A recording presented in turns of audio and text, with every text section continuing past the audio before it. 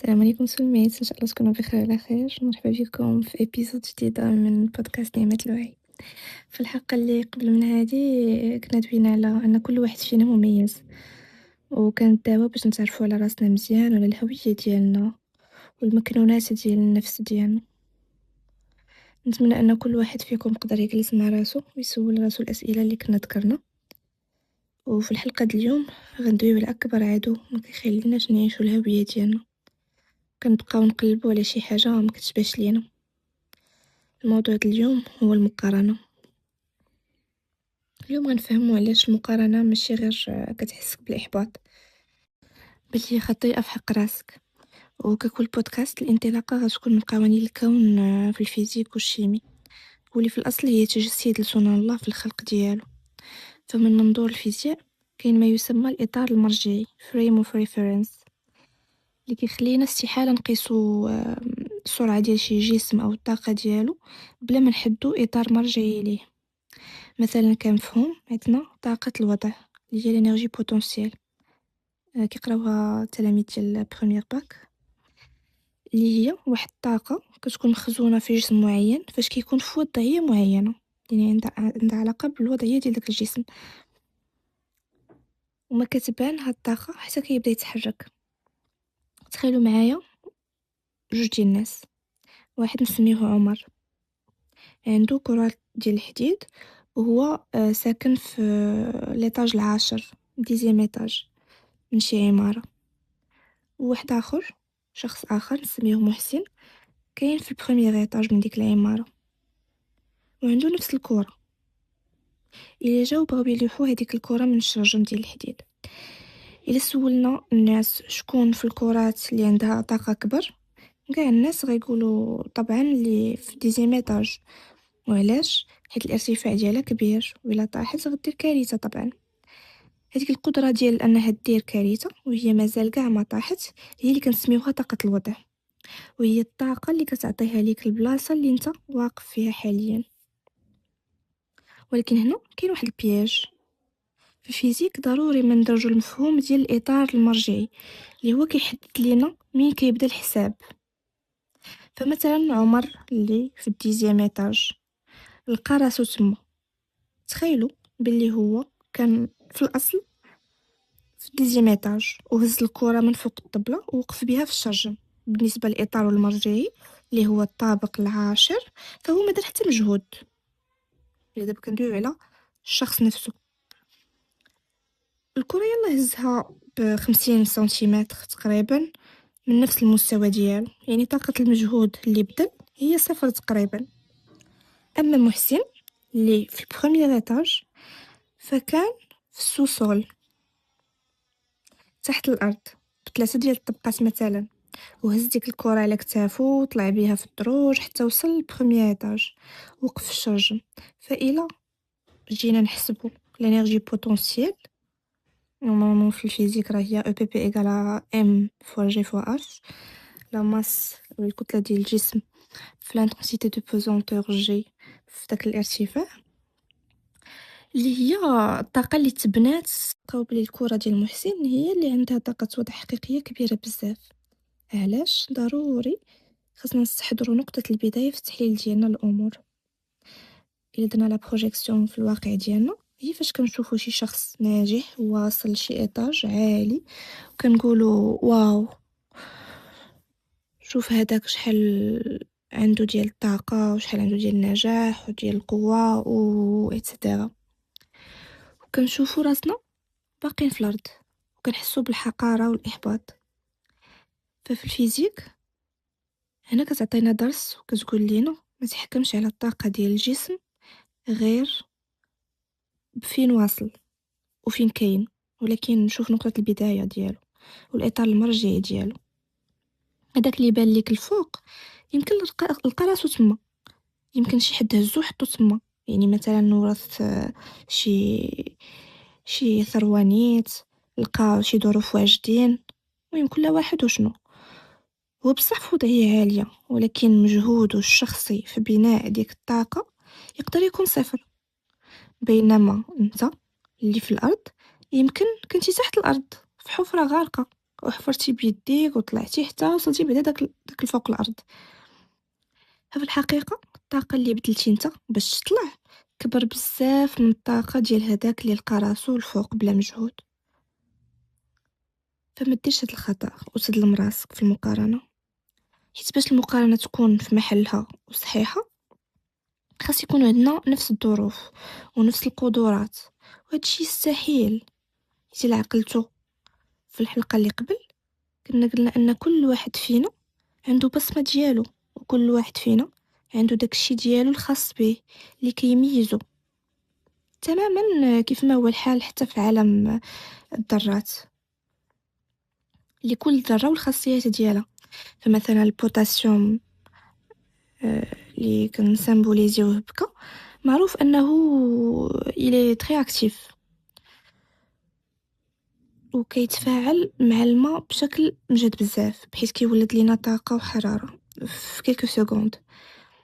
اما الذهب مثلا فهو من لي ميتو نوبل، بحيث كيكون هو خامل كيميائيا ما كيتفاعلش، ولكن باغ كونطخ كيحافظ على البريق ديالو واللمعان ديالو لالاف السنين. فاذا مثلا داك الذهب حاول انه يقارن راسو بالبوتاسيوم في الحيثيه ديال السرعه ديال التفاعل، باش غيحس بالدونيه. ولو يحاول البوتاسيوم يقارن راسو بالذهب في الثبات والقيمه الماديه غيموت بالاحباط، وهذا خطأ كبير.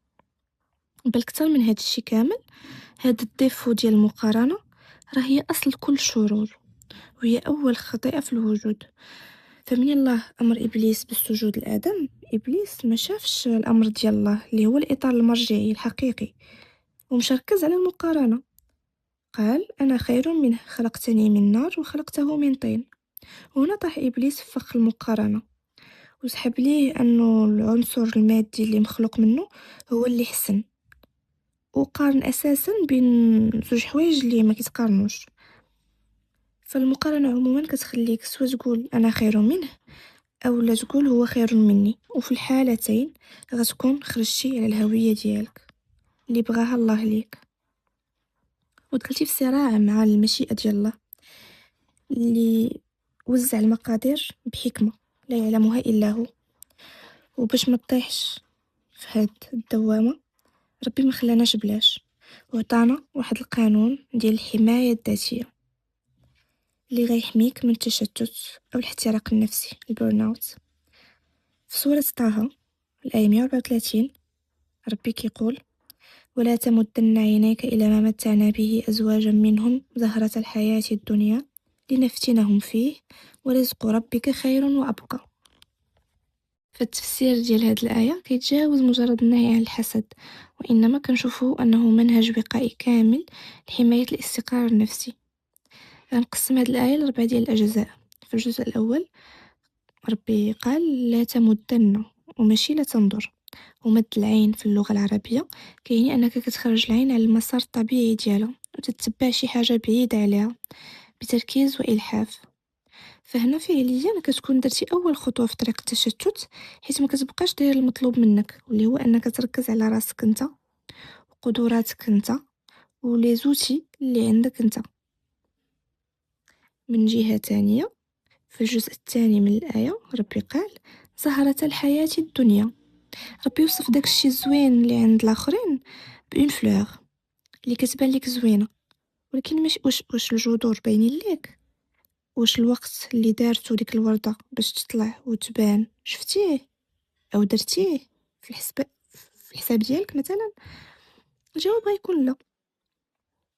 ورؤيتك لهذا الجمال بلا جذور كيكون سبب لسرقة الرضا ديالك، وفي المقابل كتجلس مقلق وما عارفش علاش. في الجزء الثالث دابا ديال الآية ربي ذكر لينا لنفتنهم فيه. ربي كيقول لينا انا الحاجه اللي كتشوفها عند الاخر ماشي ريكومبونس بالضروره، ماشي مكافاه ليه، انما هو اختبار. كل واحد ورقه الاختبار ديالو شنو فيها. وربي كيختبرنا في زوج حاجات اللي هما الصبر والشكر. فمثلا المثال ديال قبيله ديال الشخص اللي واصل الطابق العاشر، من الجمال أو المال أو الجاه، واللي هو في الأساس تولد به مثلا، فهو حالة أو هو في الحالة ديال فتنة واختبار للصبر ديالو والشكر ديالو. وانت مني كتمد عينيك عليه فانت في الحقيقة كتمنى تاخد الورقة ديال الامتحان ديالو، والمشكل هو انك ما عندكش الادوات ديالو اللي غتجاوب بهم على الورقة، وكتخلى في نفس الوقت على الامتحان الخاص بك انت ما كتركزش فيه. ديما تفكر انه كل ميسر لما خلق له. ومن جهة اخرى لا يكلف الله نفسا الا ما اتاها، وفي آية اخرى لا يكلف الله نفسا الا وسعها. فكل واحد وربي شنو عاطيه، وكل واحد الوسع ديالو. فربي فاش حطك في وضعية معينة كن متأكد أنها في الوسع ديالك، وأنه عندك الأدوات اللي خاصك تستعمل. وأخيرا في آخر جزء من الآية اللي ذكرنا من سورة طه، ربي قال ورزق ربك خير وأبقى. فهنا في الختام غير رجعك لإطارك المرجعي.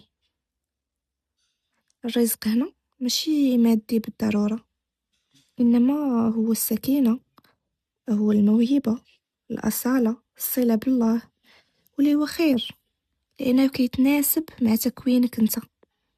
وربي أعلم بعباده بما أنه هو الصانع، فهو عارفنا أكثر من أنفسنا وأكثر من أي واحد آخر في الدنيا. وهذا الخير هو أبقى ليك من زهرة في يد شخص آخر. يعني من الآخر ركز على راسك فقط، وقارن راسك، قارن راسك براسك بين البارح واليوم. متخليش الزهور اللي في جرى ديال الناس تغرك، حيت كل الأرض والتربة ديالها، وكل نبات وعنده الوقت ديالو. كل نبات وإمتى كيتفتح. وبما أنه السوشيال ميديا هي أكبر سوق ديال المقارنة وتزوير الهويات في هذا العصر ديالنا، فخاصنا نتعاملوا معها بذكاء باش ما تاخدش لينا من الانرجي ديالنا. فضروري ما نديرو واحد ديتوكس، خلينا نسميوه ديتوكس نيميريك. فملي كتشوف فيديو فيه 15 سكوند لواحد الشخص كيبان فرحان ولا ناجح، تفكر بلي هادي راه غير نقطة في مسار طويل، وانت جالس كتقارن فيلم حياتك كامل بالكواليس ديالو بلقطة وحدة من فيلم ديال واحد آخر من غيرك. فأكيد كتخرج من هاد المقارنة خاسر على جميع الأصعدة. وهنا باش تحمي راسك خاصك دير بمبدأ unfollow for peace. خاصك دير جرد لداكشي اللي كتشوفو كل نهار، وأي أكاونت ملي كتشوفو كتحس بالنقص أو كتحس بلي حياتك حقيرة مقارنة به، دير ليه unfollow فورا وبكل بساطة. سهلة زعما. هادشي حماية للإطار المرجعي ديالك، حيت إلا كان شي حد كيحرك فيك النفس الإبليسية وكيدفعك للمقارنة، سد عليه الباب حتى تقوي مناعتك النفسية. هاديك الساعة تقدر تتابعو وتعرف انت اصلا علاش متابع داك الشخص بالضبط. قاعدة اخرى غتفيدك هي تسول راسك قبل ما تدخل لشي كونت او لا تدخل عندك في التليفون مثلا شي ابليكاسيون، واش انا داخل باش نستثمر ونانفيستي في راسي وفي داك الشيء اللي عطاني سيدي ربي، يعني مثلا نتعلم شي حاجه ولا نفيد راسي بشي حاجه، ولا داخل غير نستهلك ونبقى نتحسر. الا كان الجواب هو الاستهلاك، فما عليك الا انك تحبس وتقلب على شي بلان بي يحسن ليك من ديك لابليكاسيون ولا داك الكونت اللي غادي تعاد تفولويه. حتى لهنا جيسبر كو لو ميساج سوا روسو. خليو لي رايكم في التعاليق الا وصلتوا لهنا، واقترحوا عليا المواضيع اللي تبغيو ندويو فيها المرات الجايين ان شاء الله. كانت هذه هي الحلقه اليوم. stay positive stay conscious وفي امان الله.